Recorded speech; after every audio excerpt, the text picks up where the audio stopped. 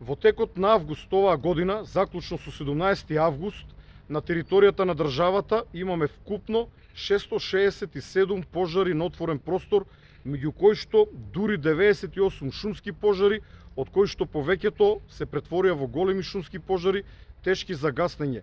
Пожари кои што ги исцрпуваат нашите ресурси, и човечки, но и материјално-технички ресурси. Во текот на вчерашниот ден имавме дури 42 пожари на отворен простор. Денес, заклучно со 13 часот, имаме вкупно 25 пожари на отворен простор и шумски пожари. Од нив 6 се целосно изгаснати, 9 се ставени под контрола, додека 10 се уште активни. Првата добра вест е тоа што пожарот на Галичица е целосно изгаснат. Конечниот удар му го зададе дождот кој што заврна во оваа област. Пожарот кој што повеќе од 25 дена гори на територијата на ловиштето Јасеник се движеше кон селото Белице, иако не е изгаснат, е со многу мал обем. Се надеваме дека во попладневните часови и тамо ќе заврне доши, целосно ќе биде изгаснат овој пожар.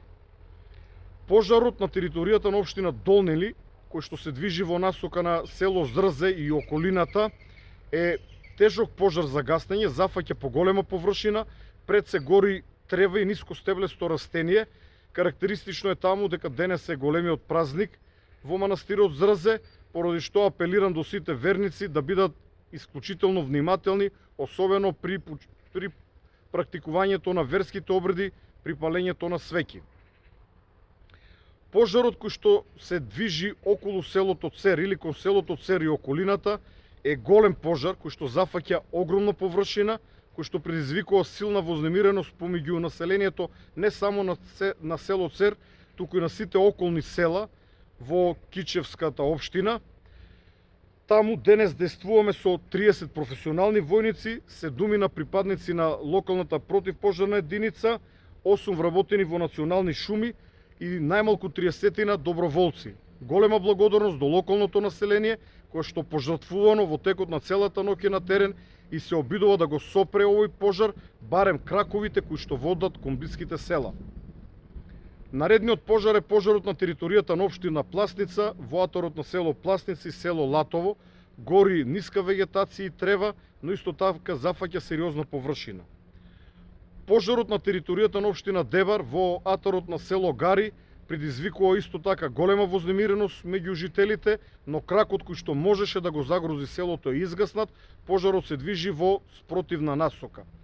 Според УХМР постои можност и таму во доцните попладневни часови да заврне дожд, кој што ќе помогне за целосно гаснење на овој комплициран шумски пожар на висока надморска височина.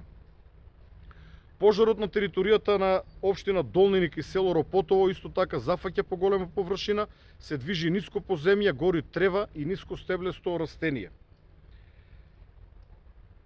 На територијата на Долнин имам уште еден пожар во атарот на село Ропотово, за кој што исто така според доставните информации пред се гори трева и ниско стеблести растенија, но исто е зафатена поголема површина.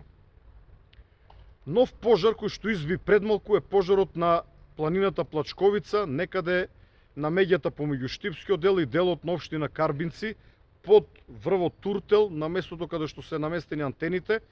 Итно упативме еден ер трактор на дирекцијата за заштита и спасување, за да помогне на многобројните пожарникари, но и вработени во национални шуми, кои што се упатија кон овој нов пожар, бидејќи доколку истиот не биде спречен во оваа прва почетна фаза, ќе прерасне во тежок за гаснење шумски пожар.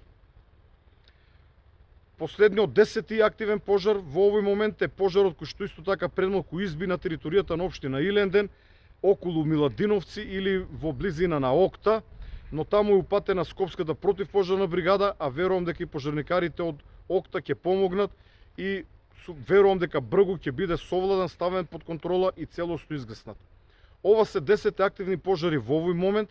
За жал, иако очекуваме врнежите ќе бидат ограничени пред се на повисоките места и очекуваме попладнево да се појават и нови пожари, поради што повторно по кој знае кој пат апелирам до граѓаните да бидат исклучително внимателни и да спречат појава на нови пожари, а доколку забележат сомнително поведение, истото да го пријават на бројот 112, во најблиската полициска станица, а доколку тоа е непријатно да најдат било каков начин за лицата во кои што се сомневат дека подметнале или предизвикале пожар да бидат благовремено пријавени на соодветните институции.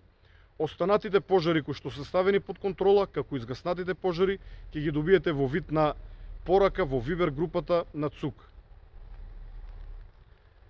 Сосем за крај, го честитам Денот на македонската армија на сите припадници на армијата. Голема благодарност до сите припадници на македонската армија кои што последниот месец пожртвувано помагаат во совладување на огнената стихија која зафати нашата држава Македонија.